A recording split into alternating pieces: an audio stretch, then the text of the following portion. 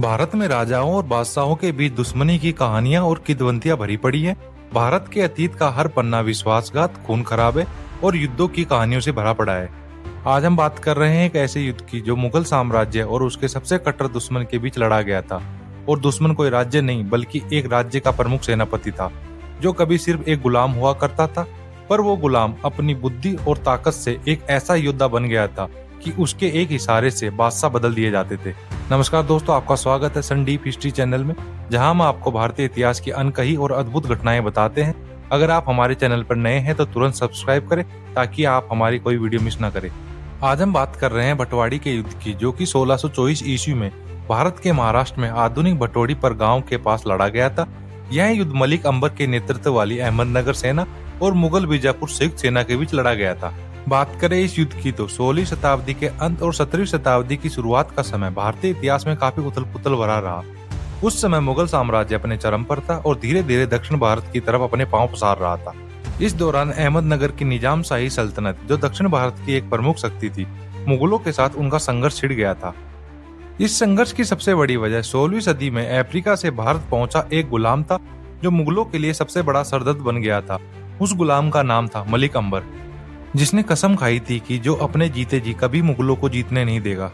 अहमदनगर सल्तनत पर आधिकारिक तौर पर निजाम शाही वंश का शासन था, लेकिन इसका वास्तविक शासक शक्तिशाली मंत्री मलिक अंबर था, जो कभी गुलाम के रूप में अफ्रीका से भारत आया था। इथोपिया, उस समय अबिसीनिया में 1549 में जन्मे मलिक अंबर का शुरुआती नाम चापू था। इथोपिया से भारत आने के दौरान मलिक अंबर को कई बार बेचा गया था। आखिर में उसे चंगेज खान नामक एक व्यापारी ने खरीदकर अपना गुलाम बनाया। चंगेज खान के साथ रहते हुए उसने अपनी सैन्य समझ को काफी बढ़ाया, जो बाद में उसके बहुत काम आई। चंगेज खान की मौत के बाद मलिक अंबर गुलामी से आजाद हो गया और दक्कन में जगह जगह से आए गुलामों को भर्ती करके एक ताकतवर सेना बना ली। और समय के साथ मलिक अंबर इतना ताकतवर हुआ कि उसने दक्षिण भारत में मुगलों के विस्तार को रोक दिया। मलिक अंबर कभी खुद सुल्तान नहीं बना, लेकिन दक्कन सल्तनत का हर शासक उसकी मर्जी से ही बनता था। उधर मुगल साम्राज्य की कमान संभालते ही जहांगीर ने सबसे पहले दक्कन पर ध्यान दिया। उसे पता चला कि उसके पिता अकबर द्वारा जीते गए दक्कन के क्षेत्र को मलिक अंबर वापस छीनता जा रहा है। उसने अपनी सेना को दक्कन के इस क्षेत्र को वापस मुगल साम्राज्य में शामिल करने के लिए भेज दिया। लेकिन जहांगीर की काफी बड़ी सेना भी मलिक अंबर के कारण दक्कन में पैर नहीं जमा पाई। जहांगीर की बड़ी सेना मलिक अंबर की छापामार युद्ध नीति के सामने टिक नहीं पाई। मलिक अंबर की ताकत 1610 ईस्वी तक बहुत ज्यादा बढ़ गई थी। उसने मुगलों के कब्जे वाले अहमदनगर के किले को वापस जीत लिया था। जहांगीर जब उससे जीत नहीं पाया तो उसने अपनी खींच निकालने के लिए एक पेंटिंग बनवाई। पेंटिंग में जहांगीर को मलिक अंबर के कटे सिर पर बाण चलाता हुआ दिखाया गया था। हालांकि जहांगीर कभी भी मलिक अंबर को शिकस्त नहीं दे पाया। इस वजह से 1617 ईस्वी में मुगलों ने बीजापुर के साथ एक शांति संधि कर ली और अहमदनगर के खिलाफ एक गठबंधन बना लिया, जिस वजह से मलिक अंबर को बीजापुर रियासत से मिलने वाली मदद बंद हो गई, क्योंकि बीजापुर रियासत ने मुगलों का साथ देना शुरू कर दिया। इसके बाद बीजापुर और मुगलों की सेना ने मिलकर मलिक अंबर के खिलाफ जंग का ऐलान कर दिया।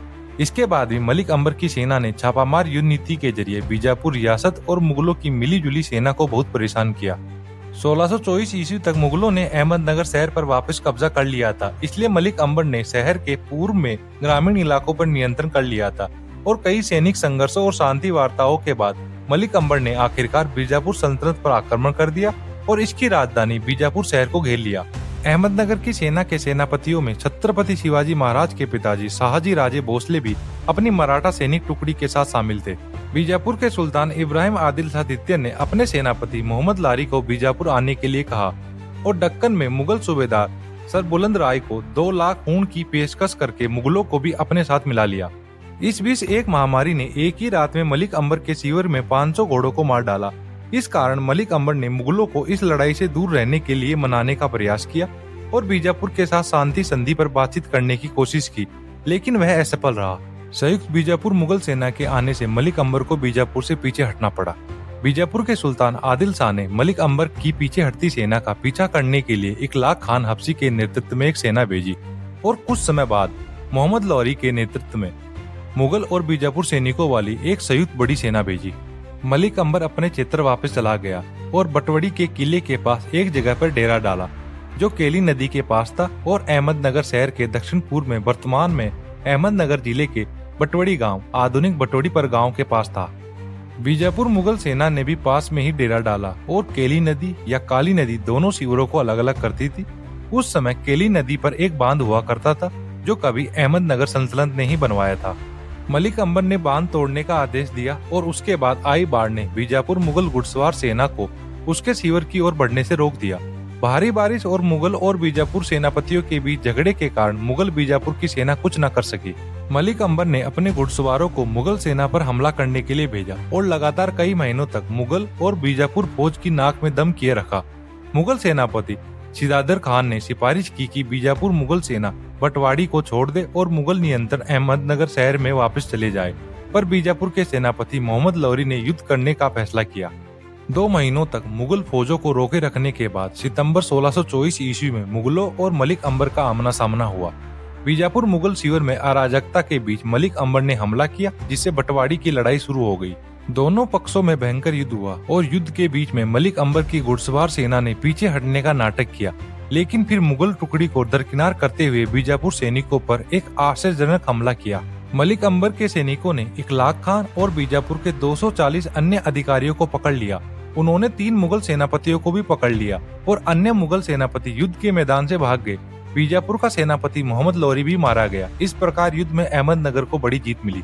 यूरोपियन यात्री पिएट्रो वाले ने अपने दस्तावेजों में इस लड़ाई का जिक्र किया है। उसने लिखा है कि मलिक अंबर की फौजों के लिए यह जाना पहचाना इलाका था। उसकी घुड़सवार सेना ने एक के बाद एक हमले करके मुगल और बीजापुर फौजों के फॉर्मेशन को ध्वस्त कर दिया, लेकिन बीच लड़ाई में जब मलिक अंबर की फौजें जीत रही थी, उन्होंने पीछे हटना शुरू कर दिया। मुगल फौज को जीत की किरण नजर आई। उन्होंने तेजी से आगे की ओर बढ़ने का प्रयास किया, लेकिन तभी उन्हें पता चला कि ये मलिक अंबर की एक चाल थी। अंबर ने अपनी घुड़सवार टुकड़ी को दाईं तरफ भेजते हुए मुगल सेना के ऊपर पीछे से आक्रमण करने के लिए भेजा, जिससे मुगल सेना में भगदड़ मच गई। एक मुगल सेनापति मारा गया, जबकि 3 को बंदी बना लिया गया। बीजापुर की फौज के कई अधिकारी पकड़े गए और जो बचे उन्होंने भागने में ही अपनी भलाई समझी। इस युद्ध में मलिक अंबर को बड़ी जीत मिली। इस जीत ने मराठाओं के हौसले तेज कर दिए, क्योंकि इस लड़ाई के बाद शाहजी राजे और मराठा सेना दक्षिण भारत में प्रसिद्ध हो गई। मलिक अंबर की मृत्यु 1626 ईस्वी में हुई और एक दशक बाद 1636 ईस्वी में अहमदनगर मुगलों के हाथों में चला गया। जिंदगी भर मलिक अंबर से नफरत करने वाले जहांगीर ने उसकी शान में लिखवाया, युद्ध नीति में और शासन में, न्याय में और नियंत्रण में उसके बराबर कोई और नहीं था। इतिहास में अबसीनियाई के किसी और गुलाम ने इस कद को हासिल नहीं किया जैसा मलिक अंबर ने किया था।